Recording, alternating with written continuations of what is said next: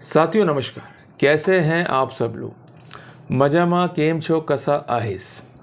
साथियों, एक important topic आज मैं डिस्कस करूंगा जिसके तहत मैं सारे कन्फ्यूजन्स जो सेक्शन 363 आईपीसी को लेकर आपके माइंड में है उसको मैं दूर करने का प्रयास करूंगा। साथियों, बच्चे सबको अच्छे लगते हैं, बट प्रॉब्लम यह है कि जब भी डिस्प्यूट होगा हस्बैंड और वाइफ में और वाइफ बच्चों को लेकर उसके पीयर बैठी है और आप बच्चों से मिलना चाहते हैं तो वाइफ उसमें हमेशा ही विरोध पैदा करेगी, आपसे लड़ेगी, झगड़ेगी और उसके पेरेंट्स भी उसका सपोर्ट करेंगे कि किसी भी कीमत में बच्चों से मिलने नहीं देंगे। उनका मकसद क्या है कि बच्चा अगर उनके पास में रहेगा तो जो क्लेम ऑफ मेंटेनेंस है वो होगा हायर साइड के ऊपर और एक अबड़ा नारे की इमेज जो है कोर्ट में पेश की जाएगी। देखो साहब, मैं तो आज से आई हूँ और ये बाप इतना निर्लज है, इसको कोई परवाह बच्चे की नहीं है, बच्चे को मैं ही पाल रही हूँ तो मुझे हायर साइड पे जो है मेंटेनेंस दिया जाए। अब आप लोग क्लेम करते हो चाइल्ड कस्टडी के, उसमें लगता है काफ़ी लंबा टाइम। अब आप सबके माइंड में एक क्वेश्चन आता ही आता है कि ऐसा कोई रास्ता कि हम बच्चे को जो है जल्दी लेके आ जाएं। तो मैं हमेशा ही कहता हूँ कि बच्चे के आप नेचुरल गार्जियन हो, कानून में आपको अधिकार है, तो क्यों ना बच्चे को आप लेकर आ जाओ, ले उठा के उसको, कोई तकलीफ नहीं है। और कोई भी केस जो है आप पर सेक्शन 363 आईपीसी का नहीं बनेगा, या आपको मैं इसी मन से कह रहा हूँ। सुप्रीम कोर्ट आपके साथ है, गुजरात हाईकोर्ट आपके साथ है और रिसेंटली आंध्र प्रदेश हाईकोर्ट जो है आपके साथ है। और मैं आपको स्पेसिफिक कह दूँ, अजमेर में भी ऐसे एक मामला दर्ज हुआ था जहां पर सेक्शन 363 आईपीसी में एफआईआर दर्ज हुई। अल्टीमेटली पुलिस थक गई और सेक्शन 363 आईपीसी को रिमूव करना पड़ा। तो कहने की बात है भाई, जब सामान्य लोग कर सकते तो आप लोग क्यों नहीं कर सकते हो। आप लोग बुद्धिजीवी हो, कानून पढ़ो, समझो, किसी की बात पे यकीन नहीं करना है। हमें कानून पढ़ना है, समझना है, अपना विवेक अप्लाई करना है, उसके बाद जो है प्रोसीड करना है। मैं ये नहीं कह रहा हूँ कि किसी का बच्चा उठा के लेके आ सकते हो। अगर आपका अपना बच्चा है, आपका अपना खून है और आप उससे प्रेम करते हो तो मिलने के लिए हमें उससे कोई भी नहीं रोक सकता। हमें वर्कआउट करना होगा तभी हम जो है आगे बढ़ पाएंगे, अदरवाइज कोई भी मतलब नहीं है। तो साथियों, हमें कानून समझना है, कानून पढ़ना है और आज का अध्याय काफ़ी इंपॉर्टेंट है। एक कॉपी और एक पेन लेके बैठो फटाफट। अरे कॉफ़ी का मग लेके आओ भाई, शांति से मेरी बात को सुनो। बहुत अच्छा टॉपिक है, आपके राइट से जुड़ा हुआ है, लाखों रुपए की बात है, कोई आपको नहीं बताएगा, पर मैं आपको जो है बता रहा हूँ। एक एक चीज़ को पढ़ूंगा मैं और टेक्निकली आपको समझाऊंगा कि करना क्या है और कानून क्या बोलता है। तो साथियों, शुरू करता हूँ आज का प्रेजेंटेशन। साथियों, एक रिसेंट जो है जजमेंट आया है ऑनरेबल आंध्र प्रदेश हाईकोर्ट का regarding section 363 of IPC.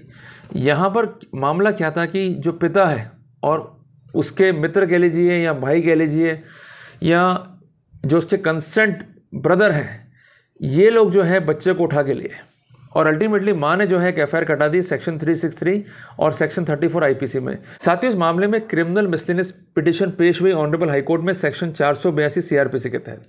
Petition जो है पेश करी फादर ने और उसके मित्र ने या उसके ब्रदर ने, जो हम कहेंगे। उनका ग्रीवेंस क्या है कि जो एफआईआर है सेक्शन 363 और सेक्शन 34 आईपीसी में जो मां ने दर्ज करवाई है गैर कानूनी है।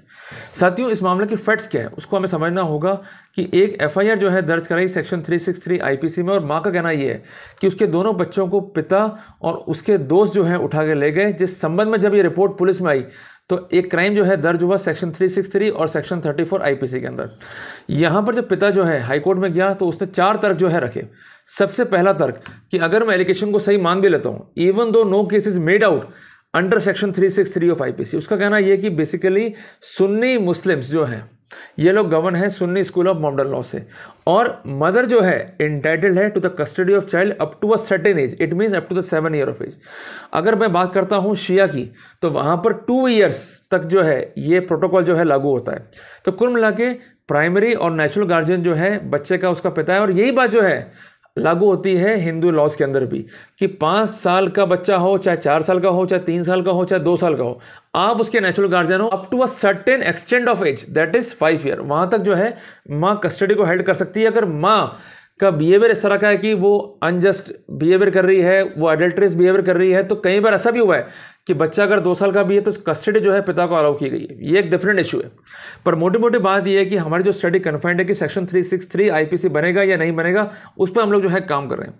तो मोटी मोटी बात है कि right to custody of the children by the mother, और उसके जो रिलेशनशिप है ये सब्जेक्ट टू ऑब्जर्वेशन है by the father who is entitled to have the custody and have the guardianship by the virtue of guardianship right vested in him। उनका ये कहना है कि प्रोसिक्यूशन की जो स्टोरी है वो टोटली फेक है। रियल बात क्या है और ऐसी बात जो अनकॉन्ट्रोवर्टेड है कि मैं बच्चे का फादर हूँ, ये फैक्ट अनकॉन्ट्रोवर्टेड है। बच्चे 8 साल और 10 साल के हैं, ये फैक्ट जो है अनकॉन्ट्रोवर्टेड है। अगर बच्चे को मैं लेके आ भी जाता हूँ तो ये मेरे खिलाफ किसी भी रूप में किडनैपिंग ऑफेंस जो है कॉन्स्टिट्यूट नहीं करेगा। इसका विरोध जो है माने करा कि अगर आप बच्चे को लेके जा रहे हो और आपका जो अटैक है वो फोर्सफुल है, then definitely it will attract the provision of section 363 of the IPC. साथियों, इस मामले में जो रिपोर्ट दर्ज हुई, जो मैंने आपको रीड आउट करी है, उसके अनुसार बच्चे को जो है उनका पिता लेके गया, ये फैक्ट अनकॉन्ट्रोवर्टेड है और सेक्शन 363 और सेक्शन 34 आईपीसी में जो है मामला दर्ज किया गया। साथियों, कोर्ट ने सेक्शन 363 आईपीसी को जो है कोट किया और मोटी मोटी बात आप नोट करो, समझो। हुएवर टेक्स, आप बच्चे को ले गए या बच्चे को जो है आपने बर्ग लाया ले जाने के लिए, any minor under 16 year of age if a male, under 18 year of age if a female, from the lawful custody or guardianship of such minor. It also include the case of person of unsound mind, और वहां पर consent नहीं है उस guardian की, तो इस scenario में किडनैपिंग ऑफेंस जो है मेड आउट नहीं होगा। और लॉफुल गार्जियनशिप को भी यहां पर एक्सप्लेन किया गया, it means and include any person lawfully interested with the care and custody of such minor और अदर पर्सन, और इसको भी यहां पर कोर्ट ने जो है अप्रूव किया है। साथियों, कोर्ट ने देखा कि दोनों बच्चे जो है माइनर हैं और जो स्पष्टीकरण है सेक्शन 363 आईपीसी का, उसमें यह स्पष्ट है कि lawful guardianship means including a person who is lawfully interested with care and custody of the minor, तो जिसमें नेचुरल गार्जियन को भी जो है इंक्लूड किया गया है। पार्टीज जो है मुस्लिम है, गवर्न है मुस्लिम लॉ से, तो मदर का जो है एक लिमिटेड जो है राइट है to have the custody of child. It means until the child reaches the age of 7 years in case of Sunni school of Mohammedan law and 2 years in case of Shia school of Mohammedan law, और इस बात को recognise भी किया है principle of Mohammedan law by D K. Mulla में। साथियों, text का जो है बड़ा ही महत्वपूर्ण योगदान है और टेक्स्ट को जो है यूजुअली कोर्ट कंसिडर भी करता है। तो यहाँ पर एडिशन का नाम भी दिया गया है और जो कंसेंट पेज नंबर उसका भी हवाला दिया गया है ताकि आप उस रेफरेंस से जो है इजीली इसको पढ़ सकें। तो क्लियर क्या है कि मदर जो है इंटाइटल्ड है up to a certain age. इसके अलावा ये डिपेंड करता है बच्चे के सेक्स पे भी। तो कुल मिला के बात है कि she is not the natural guardian, then who is natural guardian? Only the father. अगर फादर मर भी गया है तो जो उसका एग्जीक्यूटर है, उसके कंसेंट असेस का जो एग्जीक्यूटर है, he becomes the natural guardian of the consent children according to the Sunni law. यहाँ पर डिफरेंट जजमेंट्स को भी जो है रिलाई किया गया और उसमें स्पष्ट है कि फादर जो है नेचुरल गार्जियन है और right to custody of the mother और उसके जो consent relationship with children, they are subject to the supervision and control of father to which he is entitled by the virtue of his natural guardianship of the infant। Clear है? और साथियों, इसके अलावा सबसे महत्वपूर्ण बात कि सेक्शन 361 आईपीसी को देखें तो ये खुद भी जो है बात करता है लॉफुल गार्जियनशिप की। Taking of a minor out of the keeping of lawful guardian is a crime. तो मदर के पास राइट है to have the custody of the minor child up to a certain extent and this will not make the father criminal liable if it takes the child from the custody of mother. The reason being it that, कारण क्या है कि when the father takes the child from the custody of the mother, he is only taking the child to the custody of lawful guardian। और father जो है खुद भी lawful guardian है, तो जिस कारण अगर एक लॉफुल गार्जियन दूसरे लॉफुल गार्जियन की कस्टडी से बच्चे को लेता है तो किसी भी सिनेरियो में तो कंसेंट की रिक्वायरमेंट है और ना ही कोई अपराध जो है कॉन्स्टिट्यूट होगा, and that's why he could not be set to be liable to commit the offence of the kidnapping. साथियों, यहाँ पर ये बात जो है काफी क्लियर हो चुकी है कि फादर जो है नेचुरल गार्जियन है, जिस कारण वो किसी भी रूप में क्रिमिनल एक्टिविटी कर रहा हो ऐसा करते हुए ये नहीं कहा जा सकता। तो साथियों, कोर्ट ने यहाँ पर क्या लिखा कि यहाँ पर रिपोर्ट दी गई, नंबर 1 बच्चे जो है माँ के पास में रह रहे हैं, ये भी सबसे इंपॉर्टेंट है। और अगर हम उस रिपोर्ट को पढ़ते हैं तो उसमें साफ साफ लिखा हुआ है कि बच्चों को जो है उसके पिता जो है उठा के ले गए। अगर बच्चों को उसके पिता जो है उठा के ले जा रहे हैं, then it would not come in any way with the preview of kidnapping. The right to mother to the custody of child is not absolute and right is not superior to the right of natural guardian। तो clear क्या है? It is a father alone that had taken away the children from the custody of de facto complainant, it means the mother। तो साथियों, court ने कुल मिला के इस प्रीव्यू में, इस कॉन्टेक्स्ट में ये स्पेसिफिक कर दिया कि सेक्शन 363 आईपीसी अट्रैक्ट नहीं होगा, तो कोर्ट ने अल्टीमेटली जो है एफआईआर को क्वेश्चन करने के यहाँ पर ऑर्डर दिए हैं।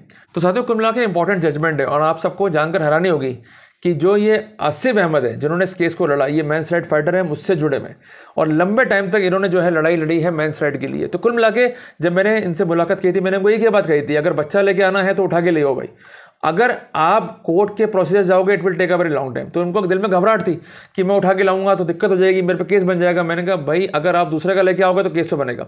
अगर आपका खुद का बच्चा है और टेक्स्ट जो है बहुत क्लियर है, उस स्नैरियो में अगर आप लेके आते हो तो 363 आईपीसी का ऑफेंस जो है मेड आउट नहीं होगा। तो कुल मिला के जब वो कर सकता है तो आप क्यों नहीं कर सकते? तो आप भी करो, आपका अपना बच्चा, आपका अपना खून है, जाके उससे आप मिलो। Right to visit is a fundamental right, बच्चे से मिलोगे आप। Right to welfare and right to upbringing is a fundamental right, बच्चे के लिए भी आप जरूरी हो। जाओ उससे मिलो, नहीं मिलवाते हैं लेकर आ जाओ, कोई दिक्कत नहीं।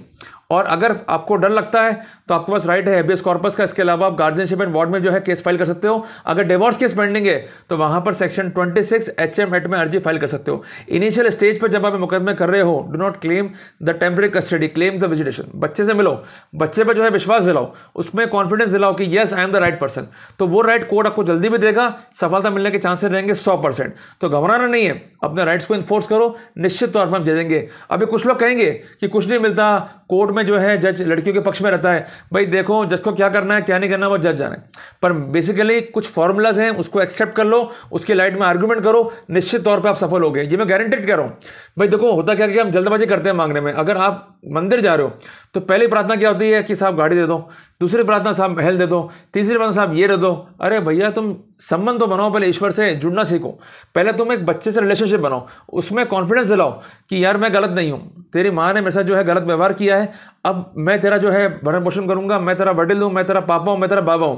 और उसकी हर इच्छाओं को जो है पूरी करो, उसको ये जताओ कि मैं ही वो व्यक्ति हूं जो तेरी हर इच्छा को पूरी कर सकता है। जब बच्चे में कॉन्फिडेंस आएगा तो वो खुद जो है माँ को छोड़ के आपके पास में आ जाएगा। अरे जरा शिक्षा लो मोगली सीरियल से। मोगली जो है जानवरों के बीच में रहा, कितना लव एंड अफेक्शन हो गया कि जानवरों के लिए उसका प्यार और उसका जानवरों के लिए प्यार। जब वहां पर लव एंड अफेक्शन है, हम तो इंसान है भाई, जब तक आप लव एंड अफेक्शन क्रिएट नहीं करोगे कस्टडी बैटल को आप जीत ही नहीं सकते हो। उसमें कॉन्फिडेंस दिलाओ कि yes I am the right person.